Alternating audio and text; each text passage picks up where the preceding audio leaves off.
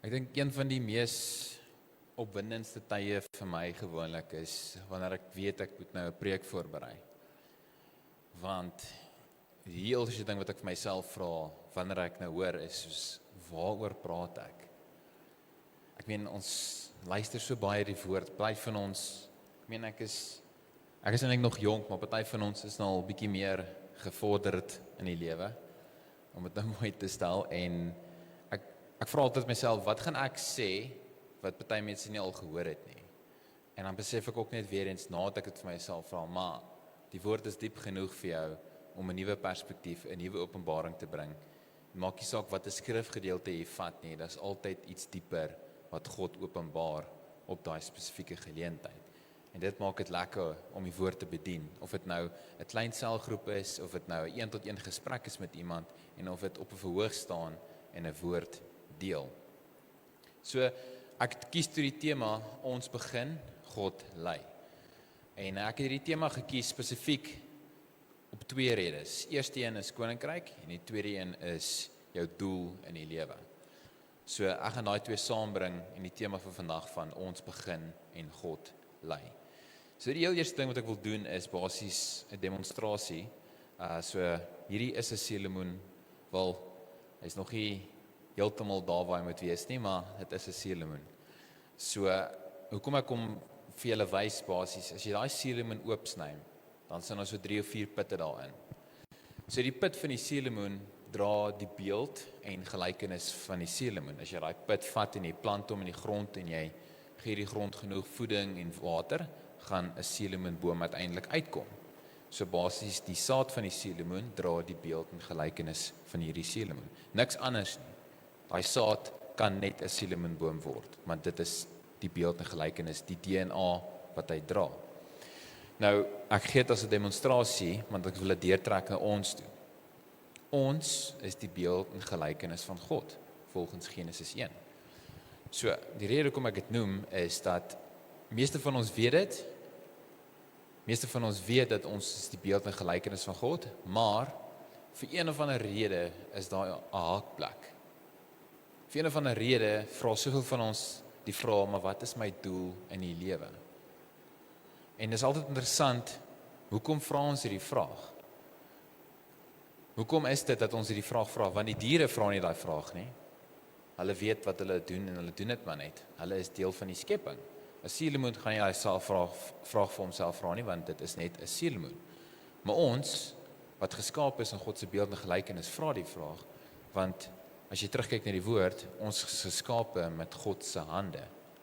Ons is geskape met God se asem wat hy ingeblaas het. Ons is hier op aarde om te heers oor die skepping. Daarom vra ons, en is ons die enigste skepping op aarde wat daai vraag vra, maar wat is my doel? Want ons weet binne in ons, diep binne ons, daar is meer as wat ek net doen dag tot dag. Daar is meer as net my 9 tot 5 werk wat ek weekliks doen. Daar is meer as net skool gaan, werk en aftree. Daar moet sekerlik meer as dit wees. En die heel eerste, so dis die eerste hakplek, en die daarvolgende, die fout wat ons baie keer maak is, ons soek die antwoord vir ons vraag in die wêreld. Asof die wêreld vir ons 'n antwoord kan gee vir ons doel. Ek wil terugvat. Asof die skepping waaroor ons moet heers, ons die antwoord kan gee vir ons doel op aarde. Jy weet, dit is onmoontlik. Jy weet, die woord sê ons is in die wêreld, maar nie van die wêreld nie. So hoe kan ons as kinders van God, wat oor die aarde moet heers, die antwoord gaan soek in die wêreld? Kan julle hoor hoekom dit 'n probleem is?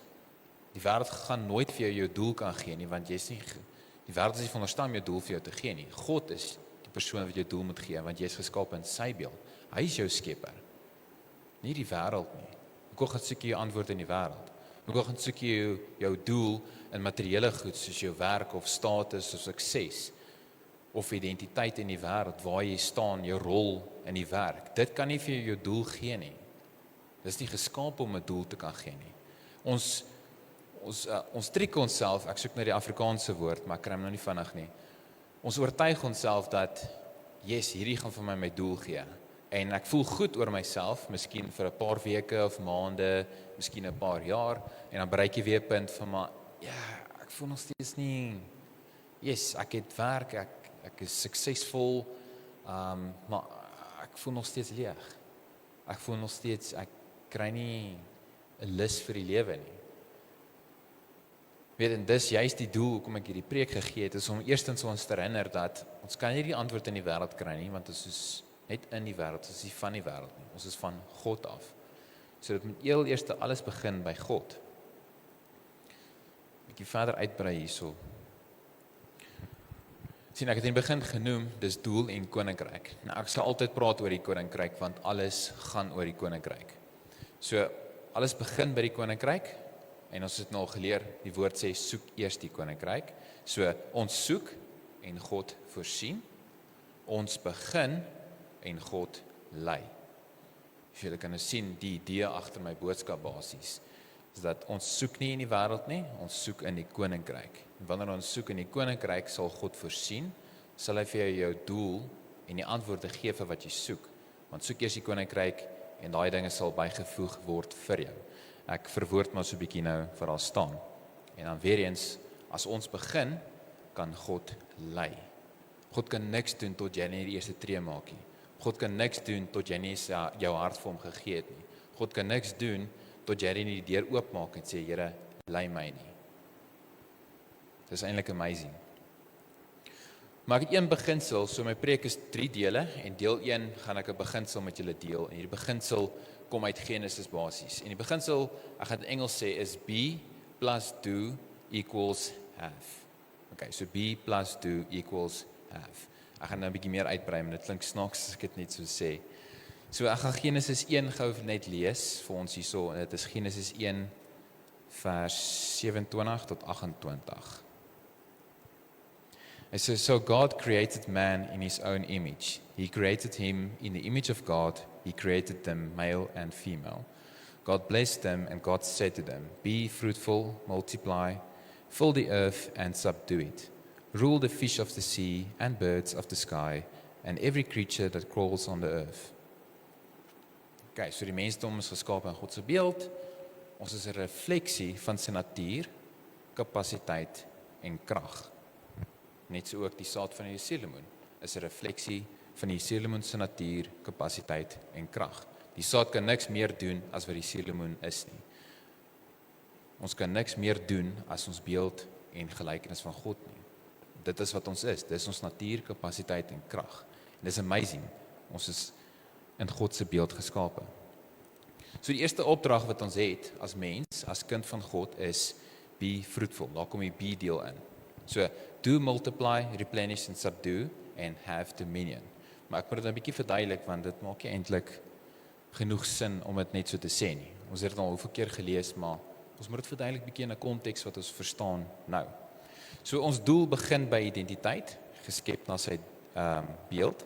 Dit identiteit lei tot verantwoordelikheid, aksies van vrugbaarheid, rentmeesterskap, kultivering en eindig in vervulling, so basies heerskappy en oorvloed.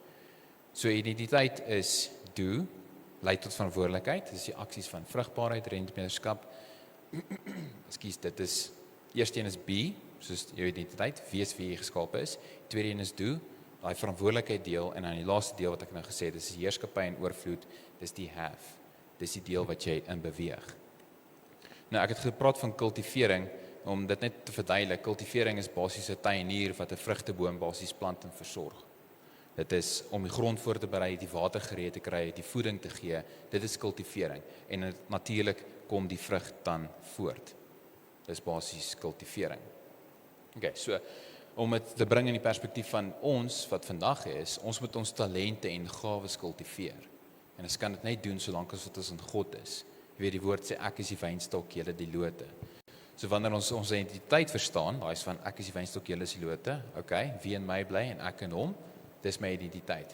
Nou weet ek, solank as wat ek dit doen, met die identiteit verstaan en funksioneer in dit, weet ek kan my talente kultiveer en my gawes ook kultiveer. Ek kan dit ontwikkel, ek kan groei daarin, ek kan dit uiteindelik bemeester. Maar dis waar my verantwoordelikhede nou lê.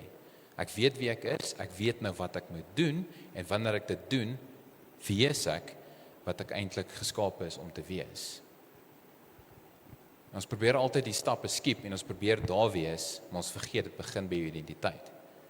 Ons vergeet dat ons verantwoordelikhede gekoppel aan hierdie identiteit. En wanneer ons uiteindelik die verantwoordelikhede begin toepas, bereik ek my doel. Engels sê dit mooi, am I living my purpose?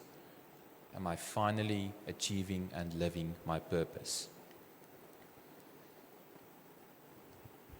Ek wil nou uitbrei purpose, hy sê 'n Engelse quote, hy sê purpose isn't found by striving in the world, it is revealed by embracing our identity in Christ and living according to his kingdom principles. So B plus 2 equals have, dis 'n koninkryksbeginsel basies, gebaseer op Genesis 1, gebaseer op die heel eerste opdrag wat God gegee het vir ons as gelowiges. Een ding wat cool is, wat nogals vir my, wat ek altyd love, is basies die volgende. Ons leer in die woord dat ons is erfgename van God se koninkryk. Ons het die koninkryk van God geërf. Die skrifgedeelte is Romeine 8 vers 16 tot 17. Ons het die koninkryk geërf. Ek wil julle moet verstaan. Ons leef, ons is veronderstel om in die koninkryk te leef. Ons is veronderstel om die koninkryk te soek. Dis jou skat, dis joune. Maar jy moet gaan soek. Jy moet gaan soek, vat vir jouself, cultivate, maak iets daarvan, want jy gaan jou talent vat en jy gaan sê, weet jy wat, ek kan hierdie gebruik, ek gaan dit kultiveer, ek gaan iets daarvan maak, ek gaan sorg dat my geloof iets produseer in die koninkryk van God. Ek gaan nie net terugsit en my talente laat uitsterf nie. En dan maak ek iets van die koninkryk van God. Ek maak uiteindelik dit wat in die geestelike realm was, nou fisies sigbaar vir die mense om te sien. Dit is my geloof wat iets produseer. Dit is 'n kind van God wat besig is om in die koninkryk van God te leef. So die koninkryk van God is nie oor aardse sukses nie, maar oor geregtigheid, vrede en blydskap in die Heilige Gees. Dis Romeine 14 vers 17. Maar kom ons bring 'n bietjie die twee bymekaar. So Genesis saam die koninkryk. So die opdrag om vrugbaar te wees, te vermeerder, te onderwerp en heerskappy te hê, gaan nie oor oorheersing nie, maar dit is rentmeesterskap. Om seëninge verander te vermenigvuldig, dit is vermeerder. Multiply, soos ons gelees het in Genesis. Rentmeesterskap van verhoudings, dis om vrugbaar te wees. Jy groei in jou verhoudings met vriende, familie, geliefdes, dis om vrugbaar te wees. Sien, dis koninkryk beginsel. Ek gaan die ene net weer herhaal, om seëninge verander te vermenigvuldig. Dis vermeerder. Ons het dit altyd in ons kop neem, ons vermeerder 1 kind, 2 kind, 3 kind, dit is om seëninge verander ook te vermeerder. Dis 'n koninkryksbeginsel. Om iets te maak wat jy met iemand anders kan deel. Omgee vir skepping en hulpbronne, dit is aanvul. Oorkom van uitdagings met wysheid en geloof, dis onderwerp. Oorkom van uitdagings met wysheid en geloof. Dis ons uitdagings oorkom, is dit nie? Dis wysheid uit die woord uit. Om te verstaan wat is die regte ding om te sê, om te verstaan wat is die regte ding om te doen in sekere omstandighede.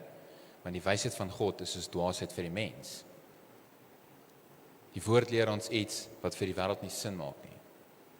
Maar vir die koninkryk van God is dit die regte ding om te doen. Ons een quote wat ek hier sommer wil lees. A tree doesn't strive to bear fruit. It simply remains rooted in the soil where it is planted. Similarly, when we remain rooted in God's kingdom, fruitfulness follows naturally.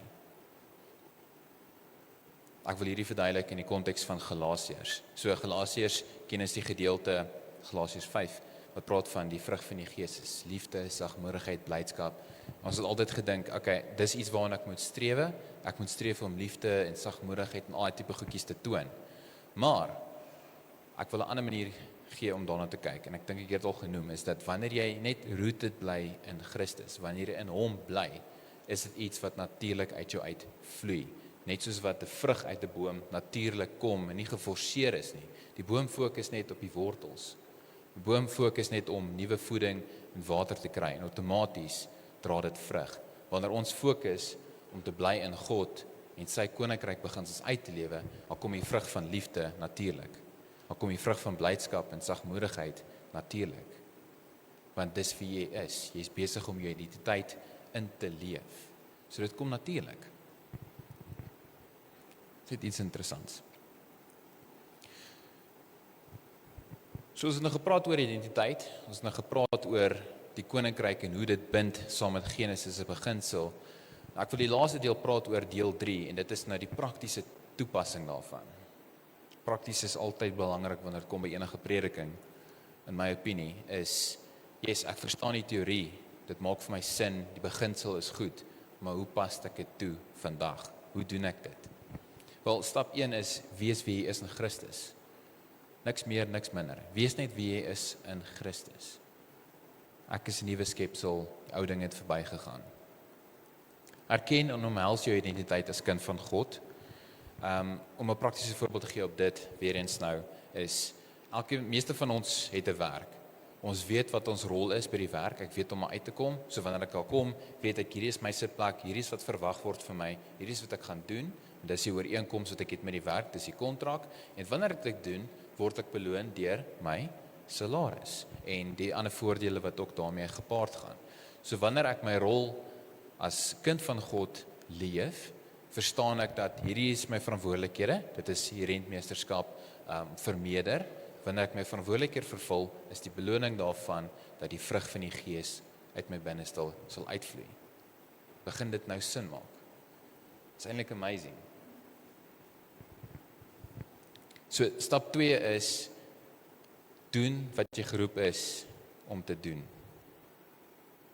Voltooi die verantwoordelikheid wat God in jou lewe geplaas het. Of dit is om boeke te skryf, doen dit. As dit is om te bedien by skool, hospitale, by sentrums, gaan doen dit, want jy sal weet of jy met mense kan praat of nie. Jy sal weet of jy gemaklik is om 'n luisterende oor te wees of nie. En ek is gemaklik om te praat met mense, so dis wat ek doen. En ek gaan dit altyd doen, dis vir my lekker. Werk ywerig met jou gawes en talente en bevorder sy koninkryk deur rentmeesterskap en disippelskap. So doen wat jy geroep is om te doen. Dis jou verantwoordelikheid deel. As ek by 'n werk is, moet ek doen wat ooreengekom is om te doen, want dit is my rol by die werk. My gewoonlik het 'n werk 'n titel, jy weet, dit is soos floor manager of wat ook al. Ek kan nou nie vinnig aan iets dink nie. Maar as dit jou rol is, vervul daardie rol. Doen wat jy geroep is om te doen. Doen wat jy aangestel is om te doen. As kind van God, vra jouself die vraag, wat is dit wat ek moet doen? Ja, heel eerste, maak disippels van alle nasies, leer hulle en doop hulle. Maar wat meer? Wat van die mense om jou hierso? Wat van die kerk van God, soos ons hier sit, hierdie gemeente, AGS Bailey Park? Wat is my rol hierso? Wat is my rol teenoor my broer en suster hierso?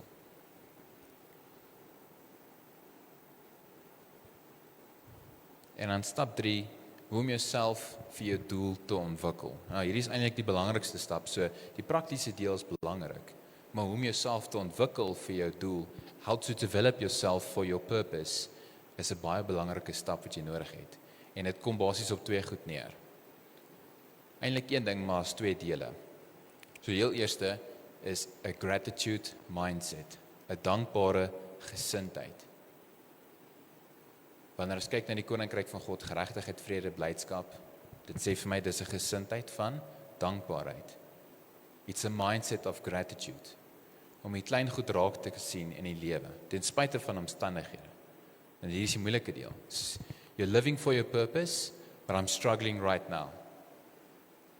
I'm struggling financially, I'm not very healthy, but I'm still grateful for what God is doing in my life. Ek is nog steeds dankbaar vir wat God doen in my lewe, ten spyte van wat ek verloor het, ten spyte van die verkeerde keuses wat ek gemaak het en my 'n paar hekkies op my lewe gesit het, is ek nog steeds dankbaar. So dis hoe om jouself te ontwikkel. Weer eens, dit kom neer op Romeine 12 vers 2. Maar word nie gelijkvormig nie, want die wêreld is die wêreld. Dis daar. Word nie gelijkvormig in die wêreld nie, maar word getransformeer. Word verander sodat jy in die koninkryk kan funksioneer. 'n skrifgedeelte wat ek wil noem net saam met dit is 1 Korintiërs 4 vers 7. Hy sê, dis 'n ander perspektief om daarna ook te kyk. Hy sê, wat het jy wat jy nie ontvang het nie? En as jy dit inderdaad ontvang het, waarom roem jy asof jy dit ontvang het? Dit kom op die gesindheid van dankbaarheid. As ons kyk na wat God vir ons gegee het, is daar geen manier hoe jy nie dankbaar kan wees nie. Hy het vir jou liefde gegee. God het ons lief gehad terwyl die wêreld nog sondaars was. Hy het vir ons genade gegee. Hy het vir ons die wedergeboorte gegee. Hy het vir ons geloof gegee. En hy het vir ons sy seun gegee. God het alles vir ons gegee. Daarom, wanneer jy in die koninkryk is, kan jy nie anders as om 'n mindset van dankbaarheid te begin ontwikkel nie. Want jy begin raak sien wat God vir jou gegee het. Jy begin raak sien die klein goedjies elke dag wat God vir jou gee, wat God vir jou doen. Of dit finansiëel is, of dit iemand is wat jou skielik bel, wat jou lanklaas gebel het, maak nie saak nie. Dis 'n mindset of 'n denkwyse van dankbaarheid wat jy begin ontwikkel vir jou doel. Die laaste een is 'n getroue gesindheid. Be faithful to the one who made you by doing faithfully what he made you to do. Ons leer in die woord dat het is onmoontlik om God te behaag sonder geloof. So, die antwoord is basies eenvoudig. Develop a mindset of faithfulness along with the mindset of gratitude, gratefulness. En deur dit te doen, kan jy begin die koninkryk makliker raak sien. Wees getrou in die een wat jy gemaak het, deur getrou te wees in dit wat hy jou geroep het om te doen. Ek gaan afsluit met een laaste quote. Dis basies die volgende. Hy sê, created in his image, we are called to be fruitful, do multiply, replenish, subdue, and have dominion. When we align who we are, this be, with what we are called to do, die do deel, we step into the fullness of what we are meant to have. Abundance and purpose. Abundance and purpose. Want as ons beginsel toepas, is dit wat ons kry. Ek het gekom sodat jy kan lewe in oorvloed.